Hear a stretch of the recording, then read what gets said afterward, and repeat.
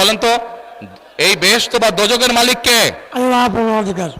মুরব্বী বলেছে বেহেশত ও দোজখের মালিক ও আল্লাহ তাআলা। আপনারা একমত? কারা একমত এটার সাথে? হাত তুলেন যারা যারা একমত এটার সাথে। সবাই একমত, আলহামদুলিল্লাহ আলহামদুলিল্লাহ, আল্লাহু আকবার আল্লাহু আকবার। এখন আমার প্রশ্নটা আপনাদের কাছে, যার মালিক একমাত্র আল্লাহ রাব্বুল আলামিন, সেটা দেওয়ার ক্ষমতা মানুষ কি রাখে?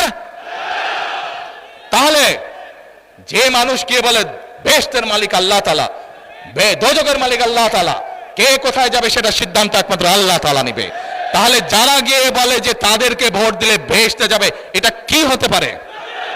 মুনাফিকি না, এটা রীতিমতন শিরকি আল্লাহর সাথে তারা তুলনা করছে।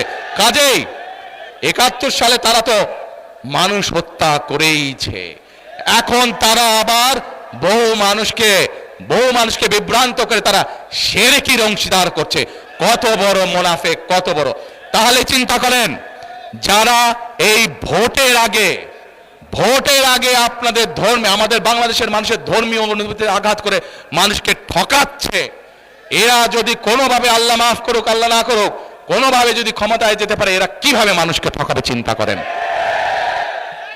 এক মিনিট, কথার যুক্তি আছে কি ভাই? যুক্তি আছে? কথার যুক্তি আছে? এই শিরকিওয়ালাদেরকে, যারা শিরকি করে, এদেরকে বর্জন করতে হবে, মানুষকে সচেতন করতে হবে। প্রিয় ভাই বোনেরা, তাহলে যারা ষড়যন্ত্র করছে, যারা এই দেশে মানুষকে ঠকানোর চেষ্টা করছে, যারা এই দেশের মানুষের ধর্মীয় অনুভূতিতে আঘাত করে শিরকির চেষ্টা করছে, এদের সম্পর্কে আমাদেরকে সতর্ক থাকতে হবে, সজাগ থাকতে হবে। ঠিক বলেছে? আলহামদুলিল্লাহ। এখন